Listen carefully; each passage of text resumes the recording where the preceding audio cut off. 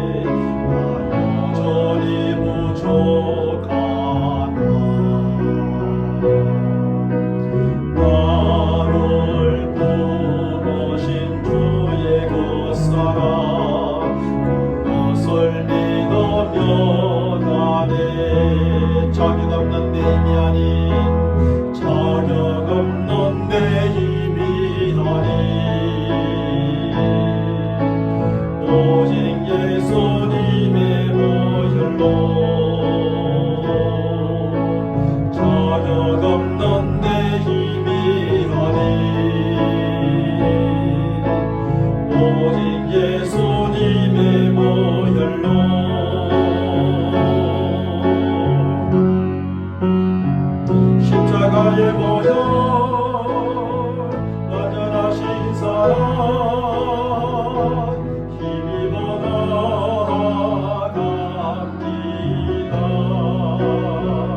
십자가에 모여 완전하신 사랑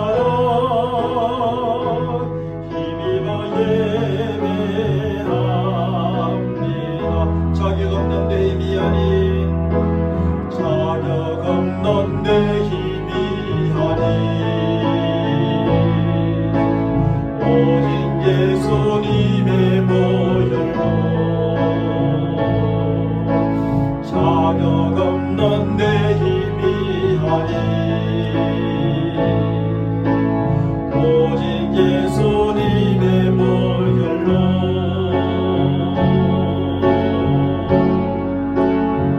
십자가에 모여 완전하신 사랑 힘입어 나아갑니다. 십자가에 모여 완전하신 사랑 힘입어 예배합니다.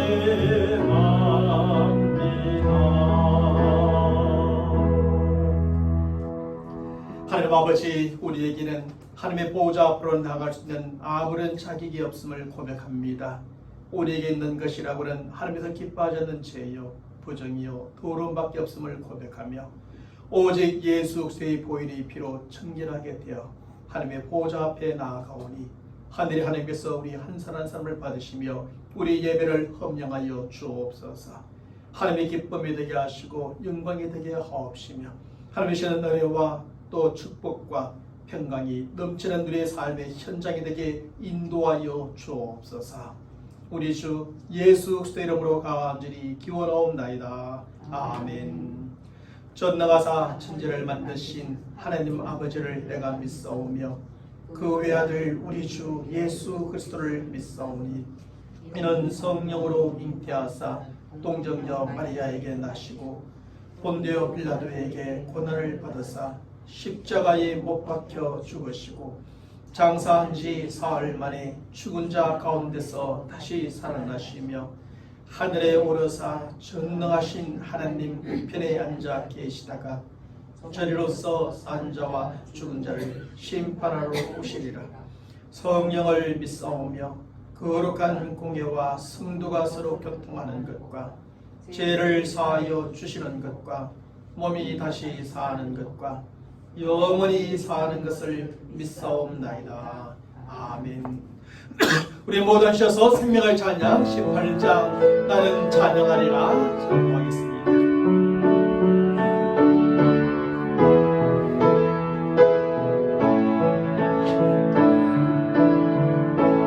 나는 찬양하리라 주님 그 이름 찬양 예수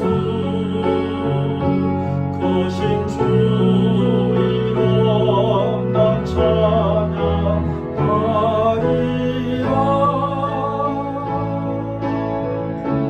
나는 찬양하리라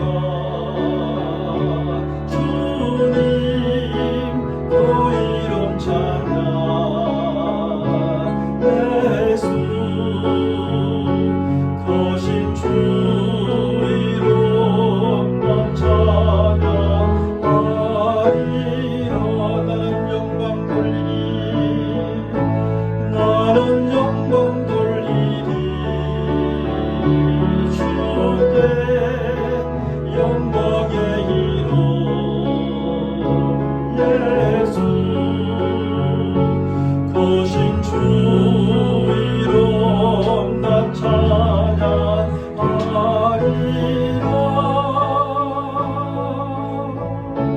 나는 영광 돌리리 주께 영광의 이름 예수 거신 주 이름 난 찬양하리라 다시 한번 찬양합니다. 나는 찬양하리라 나는 찬양하리라 주님 그 이름 찬양 예수 거신 주 이름 난 찬양하리라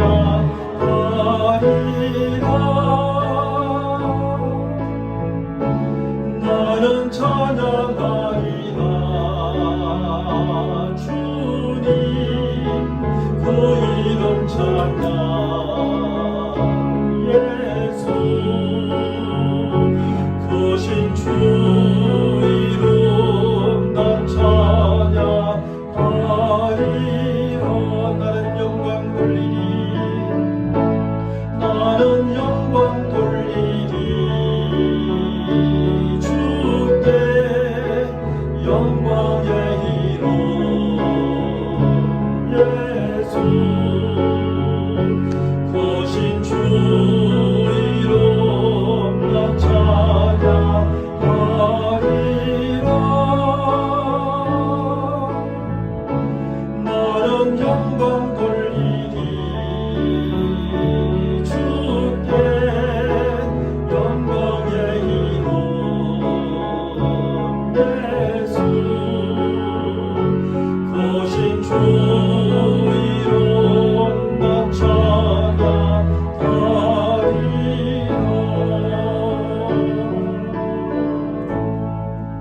우리 다 함께 찬송가 379장 내 갈 길 걸고 방언 기쁘게 찬양합니다.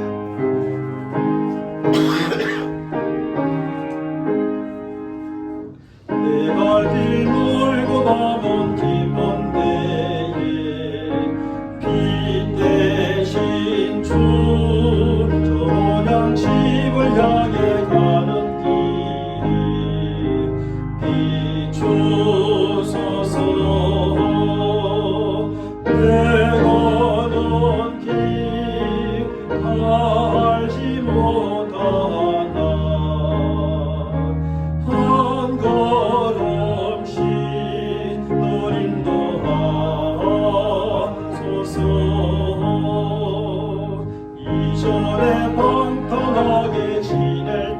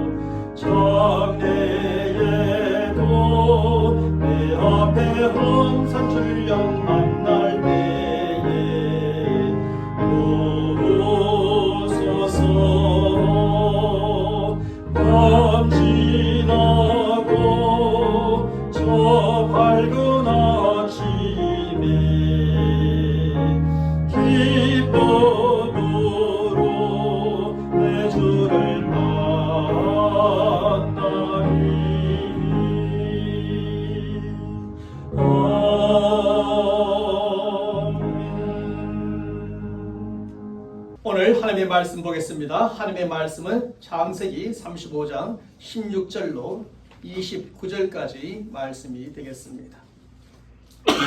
제가 여러분들에게 16절부터 26절까지 말씀을 봉독해 드립니다.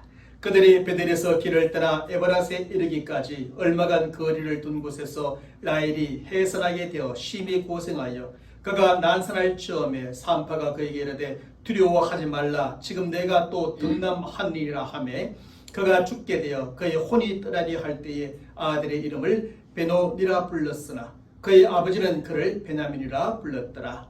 라헬이 죽음에 에브랏 곧 베들레헴 길에 장사되었고 야곱이 라헬의 묘에 피를 세웠더니 지금까지 라헬이 묘비라 일컫더라.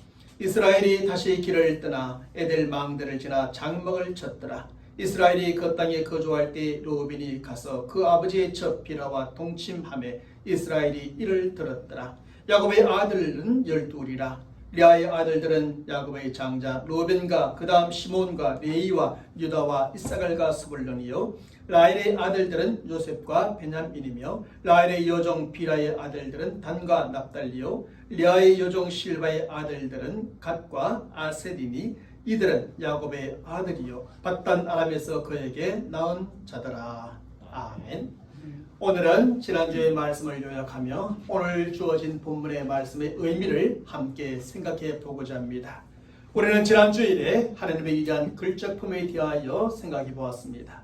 다시 말하면 하나님은 위대한 조각가시라는 전제입니다. 하나님은 인류 역사상 가장 뛰어났던 조각가 미켈란젤로보다도 더 위대한 조각가이십니다.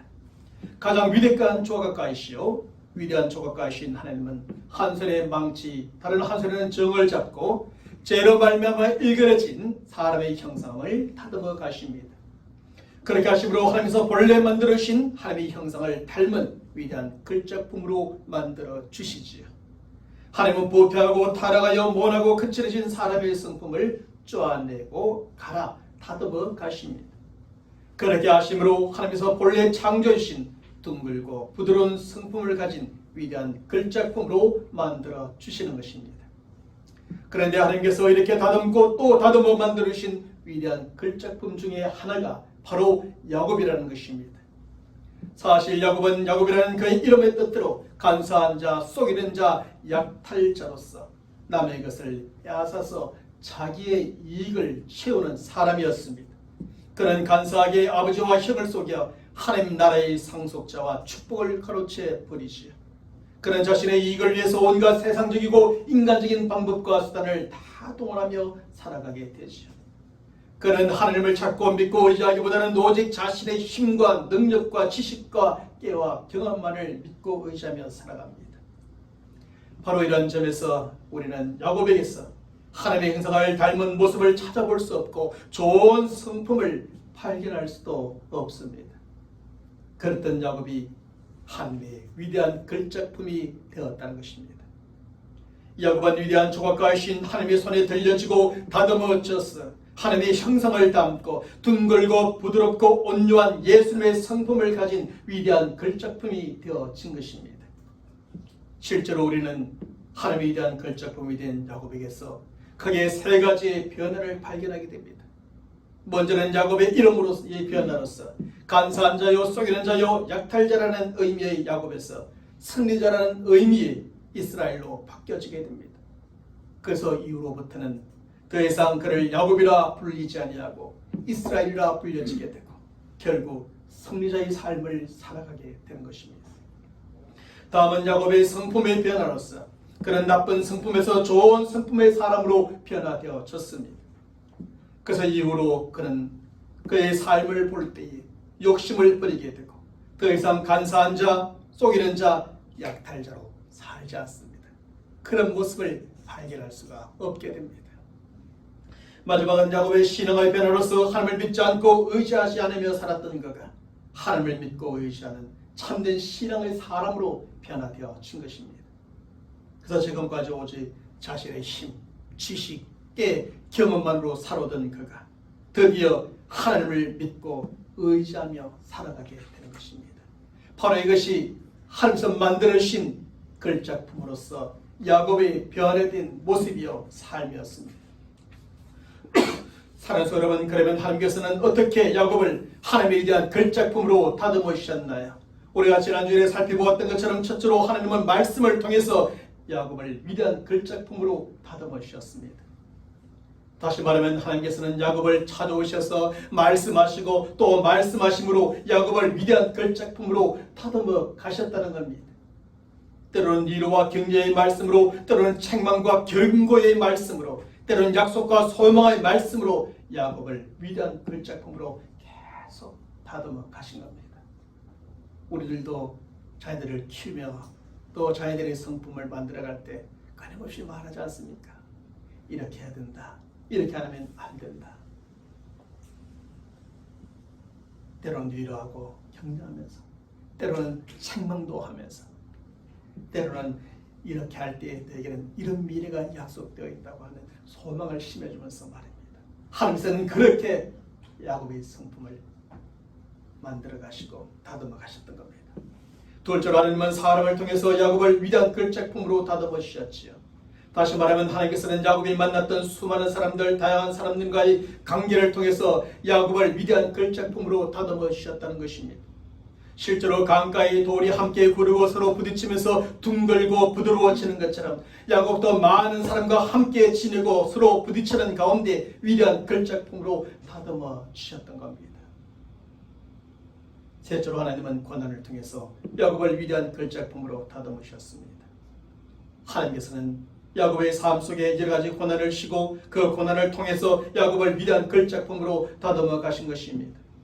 사실 야곱에게는 그의 잘못 때문에 아니면 하나님의 계획에 의한 것에 의해서 여러 가지 고난이 찾아왔었고 하나님은 그 고난을 통해 야곱을 위대한 걸작품으로 다듬어 가신 겁니다. 사랑하는 성도 여러분, 위대한 조각가이신 하나님께서는 이렇게 말씀과 사람과 고난을 통해 야곱을 하나님의 위대한 걸작품으로 다듬어 주셨습니다. 말씀과 사람과 고난이라는 망치와 정을 들고 거칠고 모난 야곱의 신앙과 성품을 깨고 쪼고 갈아서 위대한 걸작품이 되게 하셨던 겁니다. 그리고 야곱에게는 이스라엘이라고 하는 이름의 변화로부터 시작하여 좋은 성품의 변화, 참된 신앙의 변화가 찾아오게 된 것입니다. 뿐만 아니라 야곱은 하나님의 인정을 받고 하나님의 약속을 받고 하나님의 축복을 보장받은 자가 되어졌지요.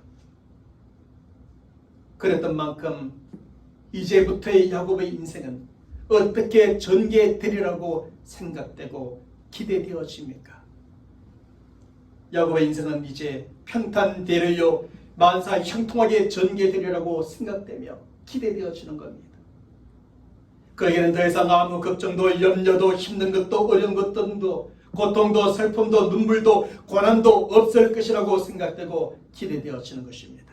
왜냐하면 그는 말씀과 사람과 고난을 통해 하나님의 위대한 걸작품이 되어졌기 때문이죠. 하지만 현실적으로는 우리의 생각이나 기도와는 전혀 다르게 그의 인생이 전개되어져 갑니다. 당장에 하나님의 약속이 야곱에게 모두 다 이루어지기 시작하고 하나님의 축복이 하늘에서 만나고 같이 쏟아 부어지는 것이 아니었습니다. 인생의 모든 일들이 계속 평탄되려요 만사 형통하게 전개되어지는 것도 아니었습니다. 더 이상의 아무런 걱정도 염려도 힘든 것도 어려운 것도 고통도 슬픔도 눈물도 더 이상의 고난도 없는 것이 결코 아니었습니다. 우리가 읽었던 오늘 본문의 말씀에 보면 하나님에 대한 걸작품이 된 야곱에게 찾아온 것이 무엇이었습니까? 그에게 무엇이 하나씩 차례대로 찾아오게 됩니까? 그것은 먼저 야곱이 가장 사랑하는 아내 라헬의 죽음이요, 다음은 장자 르우벤이 야곱의 척 비라와 동침하는 것이며 마지막은 그가 그렇게 보고 싶어 했던 아버지가 돌아가시는 이삭의 죽음이었습니다. 먼저 오늘 보면 16절에서 18절의 말씀에서 성경은 라헬의 죽음에 대하여 이렇게 기록해 주고 있습니다. 그들이 베델에서 길을 떠나 에브라스에 이르기까지 얼마간 거리를 둔 곳에서 라헬이 해산하게 되어 심히 고생하여 그가 난산할 즈음에 산파가 그에게 이르되 두려워하지 말라. 지금 내가 또 덕남하느니라 하며 그가 죽게 되어 그의 혼이 떠나려 할 때에 아들의 이름을 베노니라 불렀으나 그의 아버지는 그를 베냐민이라 불렀더라. 야곱과 그의 가족들이 베델을 떠나 에브라스에 이를 때쯤 야곱의 아내 라헬이 베냐민을 낳다가 난상하여 죽게 된 것입니다. 물론 야곱에게는 또 다른 3명의 아내가 있었지만 가장 사랑하는 아내 라헬의 죽음은 큰 충격이요 가장 슬픈 일 중에 하나였습니다. 물론 사람이 언젠가는 모두 죽게 되지만 가장 사랑하는 아내의 라헬의 갑작스러운 죽음은 그에게 큰 고통이요 견디기 힘든 고난으로 찾아오게 됩니다. 그래서 다른 3명의 아내들과 야곱의 많은 자녀들도 그에게 큰 위로와 힘이 되지 못했고 그런 외로움 속에 살아가게 된 것입니다. 다음으로 오늘 보면 21절, 22절의 말씀에서 성경은 르우벤과 비라의 동침에 대하여 이렇게 기록해 줍니다. 이스라엘이 다시 길을 떠나 에델 망대를 지나 장막을 쳤더라. 이스라엘이 그 땅에 거주할 때에 르우벤이 가서 그의 아버지의 적 비라와 동침하며 이스라엘이 이를 들었더라. 듣고 난 다음에 어떤 조치도 당장에 취하지 않습니다.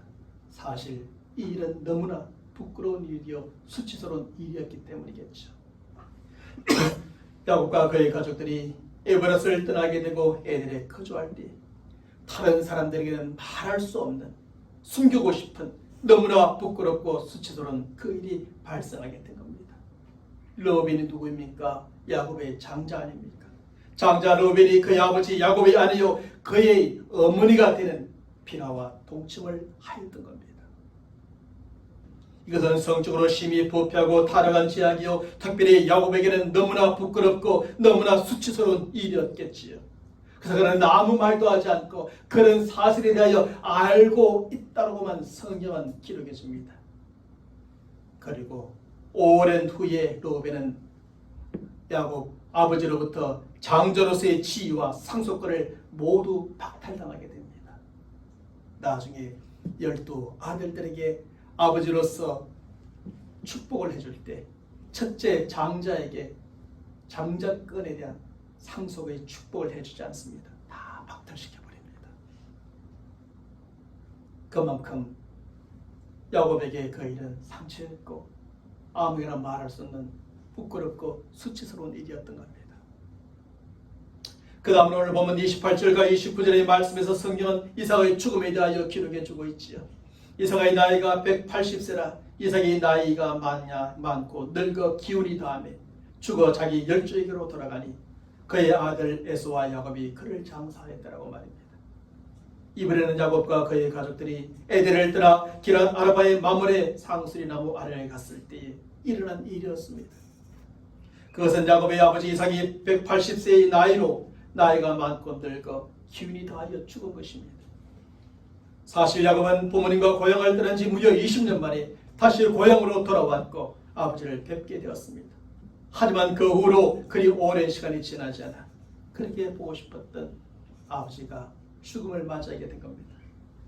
물론 아버지 이삭의 죽음은 충분히 오래 살다가 죽은 호상의 죽음이었지만 야곱에게 아버지의 죽음은 너무나 아쉽고 슬픈 일이었던 것이죠. 성경은 오늘 본문의 말씀에서 이렇게 외로운 또 부끄러운 아쉬운 일들에 대하여 기록해 줍니다. 사랑하는 여러분, 이처럼 위대한 조각가이신 하나님에 의해서 위대한 글작품이 된 야곱에게 차례대로 찾아온 것은 우리의 생각이나 우리의 기대와는 전혀 다른 것이었지요. 하나님의 약속의 시련, 하나님의 축복, 평탄 대로와 만사 형통의 삶이 아니라 아무런 걱정과 염려와 고통과 눈물과 그리고 고난이 없는 삶도 아니라 오히려 그로 하여금 외로운 삶이요 부끄러운 삶이요 아쉬운 삶을 살게 하는 일들이 생겨났습니다. 가장 사랑하는 아내의 죽음, 아들과 첩의 동침, 오랫동안 보고 싶어 했던 아버지의 죽음이었습니다. 그래서 야곱은 외로울 수밖에 없었고 야곱은 수치와 분노를 느낄 수밖에 없었고 야곱은 아쉬움 속에 아버지를 버릴 수밖에 없었습니다. 바로 이는 사실은 우리의 생각과 너무나 다르고 우리의 기대와는 완전히 다른 것이었습니다. 그래서 우리를 실망하게 만듭니다. 하나님의 걸작법이 된 야곱의 인생 가운데는 이제 평탄대로가 만사 형통한 삶이 펼쳐져야 되는데 왜 그렇지 않을까? 실망하게 됩니다. 하나님에 대한 걸작품이 된 야곱에게 계속 이러한 고난이 찾아왔다는 사실에 놀라고 또 시험에 들게 됩니다. 왜 이렇게 됐을까? 오래전 청년들이 교회를 많이 떠나던 시절에 이상하 목사님이 왜 그럴까 궁금하여 설문조사를 해보았습니다. 그리고 그 책을 발간했는데 언젠가도 말씀드렸던 그 책은 청년들이 교회를 떠나는 31가지 이유라는 제목의 책입니다. 그런데 31가지 이유 중에 첫 번째 이유가 바로 예수 믿는 사람이 세상에서 고통을 당하는 것을 보면 교회 갈 필요성을 느끼지 못한다는 것이었습니다. 결국 그때 이런 이유와 생각으로 교회를 떠났던 청년들은 예수 믿는 성도들이 세상에서 고통과 고난을 당하지 않으리라고 생각하고 기대하였던 것이죠. 그런데 예수 믿는 성도들도 예수 믿지 않는 세상 사람들과 똑같이 세상에서 고통과 고난을 당하는 것을 보았습니다. 그래서 저들은 실망하여 교회를 떠나게 되었고 시험에 들어 믿음에서 떠나고 하나님을 떠나게 되었다는 겁니다. 하지만 성경은 그 어디에서도 예수 믿는 성도들에게 고통도 고난도 없다고 가르쳐 주는 것이 없습니다. 오히려 성경은 세상에 살아가는 모든 사람들에게 고난이 있었음을 또 고난이 있음을 고난이 있을 것임을 가르쳐주고 있습니다. 그것이 육체적인 고난이든 경제적인 고난이든 정신적인 고난이든 아니면 영적인 고난이든 모든 사람들에게 고난이 있습니다. 단지 고난의 종류와 고난의 정도가 조금 다를 뿐 모든 사람들에게는 고난이 있습니다. 예수를 믿는 사람이든 믿지 않는 사람이든 믿음이 강한 사람이든 믿음이 약한 사람이든 남녀, 노소, 빈부, 기천의 모든 사람들에게 고난이 있습니다. 그러므로 예수 믿는 성도들은 세상에서 고난을 당하지 않으리라 생각하고 기대하는 것은 저들의 잘못된 생각이요 기대이며 저들의 착각이요 오해일 뿐입니다. 그 누구도 예수를 잘 믿는 성도들에게 고난이 없다고 가르쳐주거나 말한 적이 없습니다. 사랑하는 여러분, 오늘 본문의 말씀에 나오는 야곱에게 찾아온 고난도 이런 사실을 잘 가르쳐주는 것입니다. 야곱의 인생을 살펴보면 그가 하나님의 걸작품이 되기 전에 고난이 있었고 걸작품이 된 후에도 여전히 고난은 계속 되어졌습니다. 야곱이 하나님의 걸작품이 되기 전에는 주로 그의 간사함과 썩임과 욕심과 조급함으로 당하는 고난이었단 말할 수 있겠지요. 온갖 세상적이고 인간적인 방법과 수단을 다 동원하여 살다가 당하게 된 고난이었었지요. 오직 자신의 힘과 지식과 깨와 경험만을 믿고 의지하며 살다가 당하게 된 고난이었었습니다. 그러므로 야곱이 하나님의 걸작품이 되기 전에 당한 모든 고난은 결국 그의 모나고 거친 성품이나 하나님에 대한 불신 그리고 그의 잘못이나 죄 때문에 당하게 된 고난이었다고 볼 수가 있습니다. 하지만 야곱이 하나님의 걸작품이 된 후에 당하는 고난은 조금 다른 것이었습니다. 그것은 더 이상 간사한 자, 속이는 자, 약찰자인 야곱이 아니라 승리자인 이스라엘로 살면서 당하게 된 고난이었던 것이죠. 그 하나님의 약속의 말씀을 듣고 믿음으로 순종하며 살아가다가 당하게 되는 고난이었습니다. 하나님의 말씀에 따라 아버지 이삭이 있는 기럇 아르바 곧 헤브론으로 가기 위해서 베델을 떠나 에브랏 가까이에 이르렀을 때 라헬이 죽음으로 당하게 된 고난이었죠. 에브랏을 떠나 에델에 거주할 때 르우벤과 야곱의 집이 동침함으로 당하게 된 고난이었습니다.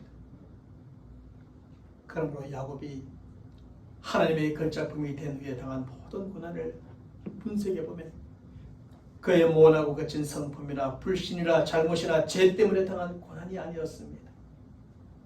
그것은 하나님께서 야곱을 하나님의 위대한 걸작품으로 계속 만들어 가시는 과정 속에 주어진 또 다른 차원이 다른 의미에서의 고난이었던 겁니다.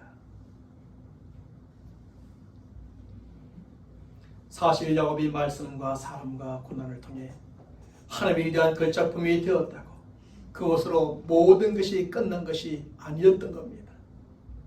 야곱이 이스라엘이 되고 그의 성품이 변하고 하나님 믿고 의지하는 참된 신앙을 가진 것으로 모두 완성된 것이 아니었던 것입니다.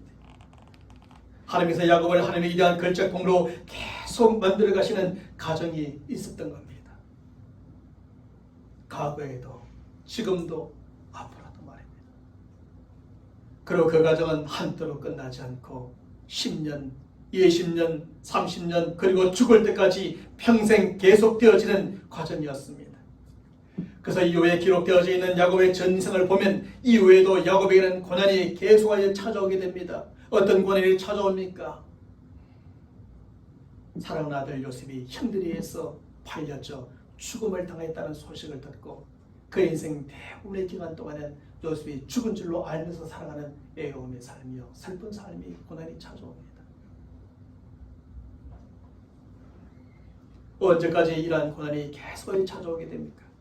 야곱과 그의 모든 가족들이 애굽 땅으로 내려가고 그곳에서 죽음을 맞이하여 가나안 땅에 묻힐 때까지 계속 찾아오게 되는 것입니다.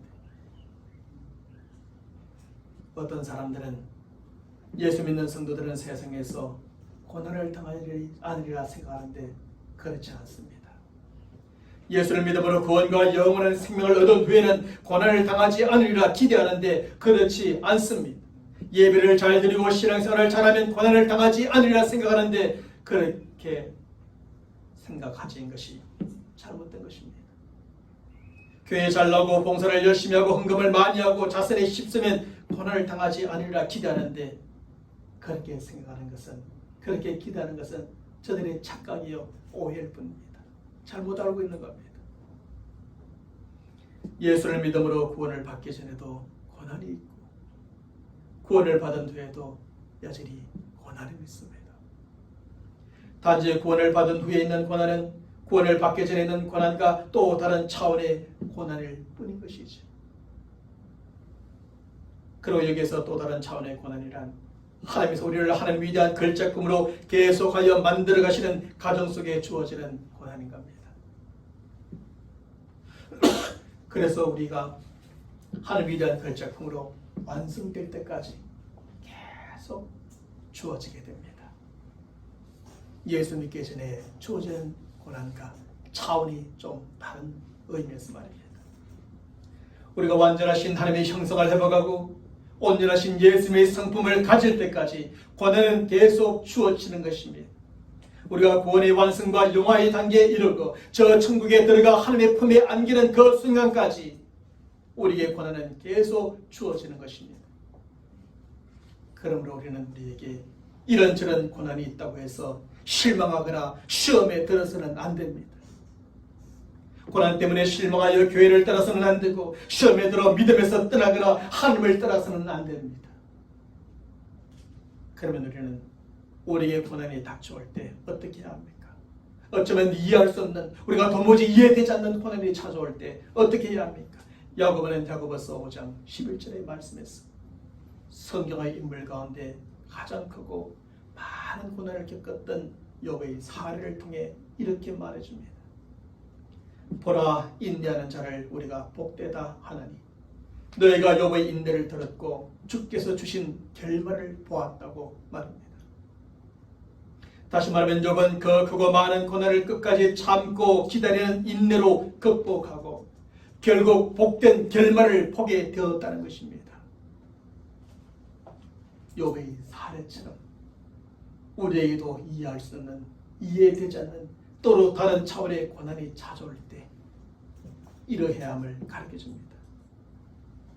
특별히 여기서의 복된 결말은 무엇입니까? 그 복된 결말은 욥이 하나님을 더 깊이 알게 되고 하나님에 대한 그의 신앙이 증거과 같이 더 순결해진 것이었습니다. 또한 욥은 고난으로 말미암아 잃어버렸던 모든 것보다 값줄로 주시는 하나님의 은혜와 복을 받게 된 것이었습니다. 사랑하는 성도 여러분, 바로 이것이 고난 중에서도 우리가 가져야 될 태도입니다. 때로는 이해되지 않는 고난이고 이해할 수도 없는 고난이지만 그 고난 속에서도 우리가 가져야 될 자세입니다. 고난이 있다고 자기 자신이나 다른 누군가를 원망하거나 모든 것을 포기하지 않는 것입니다. 자기 자신을 원망하거나 아니나 남편을 원망하거나 부모를 원망하거나 하나님을 원망하지 않는 것입니다. 자신의 인생과 생명을 포기하지 않고 교회와 믿음과 하나님을 포기하여 떠나지 않는 것입니다. 고난 중에도 하나님을 믿고 신뢰함으로 고난 자체보다는 그 고난의 해결자가 되시는 하나님을 믿고 바라보는 것이지요. 그리고 하나님께서 고난 가운데 역사해 주시고 그 고난을 해결해 주실 때까지 참고 기다리며 기도할 뿐인 겁니다. 하나님, 이 고난을 내가 잘 견딜 수 있도록 도와주옵소서. 이 고난의 때가 속히 지나가도록 도와주옵소서.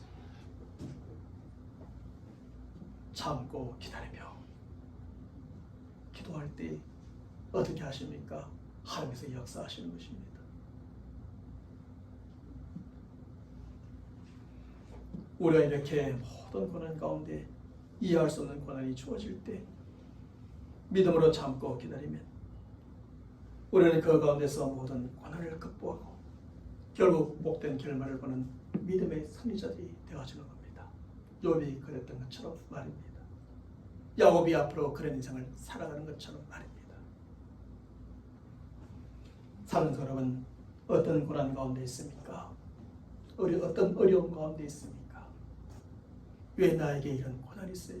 원망하고 불평하지 마시고 이런 큰 고난 때문에 절망하고 포기하지 마시고 욥의 사례처럼 그저 하나님 믿고 의지하고 바라봄으로 참고 기다리고 인내하며 나가는 저와 여러분 모두가 되시길 바랍니다. 그래서 우리 모든 고난을 극복하고 결국 복된 결말을 보는 믿음의 승리자들이 되시기를 주님의 이름으로 간절히 축원합니다. 하나님 아버지, 그렇습니다. 우리 인생 가운데 우리가 죽어 하나님의 품에 안기는 그 순간까지 고난이 있음을 성경은 말해주고 그 고난이 찾아올 때마다 하나님 믿고 의지하고 바라봄으로 참고 기다려야 함을 깨닫게 해주심을 감사합니다. 욥이 그랬던 것처럼 우리도 참고 기다리게 하시며 참고 기다릴 때에 복된 결말을 보는 모든 믿음의 승리자들이 다 되게 축복하여 주시옵소서. 오늘도 우리에게 어떤 고난이 있습니까? 그것 때문에 너무나 힘이 듭니까? 눈물이 납니까? 아픕니까? 고통스럽습니까? 하나님 아버지, 하나님의 선하신 뜻과 계획이 있음을 알고 결국 하나님 있는 믿음 안에서 그것이 축복이 되고 그것이 오히려 다 견고한 믿음의 힘이 되어지고 하나님의 능력과 역사를 경험하는 도구가 되어지게 도와주옵소서. 우리 주 예수 그리스도의 이름으로 간절히 기도옵나이다. 아멘. 우리 손 인사합시다. 참고 기다리겠습니다. 그럴 때 복된 결말이 찾아오게 될 줄로 믿습니다. 우리 모두 가셔서 생명을 찾는 부장 괴로울 때 주님의 은혜를 찬송하며 축복하고 마치겠습니다.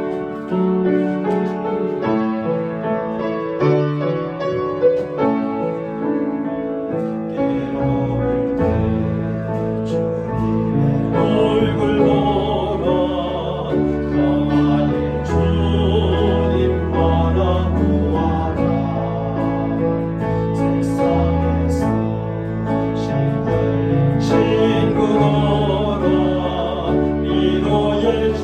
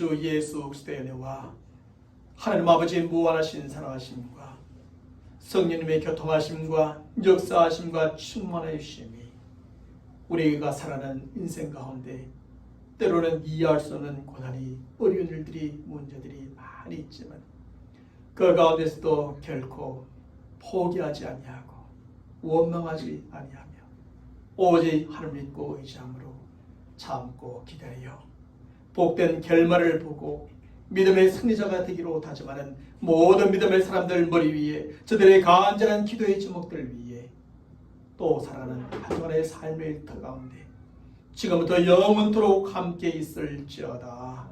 아멘.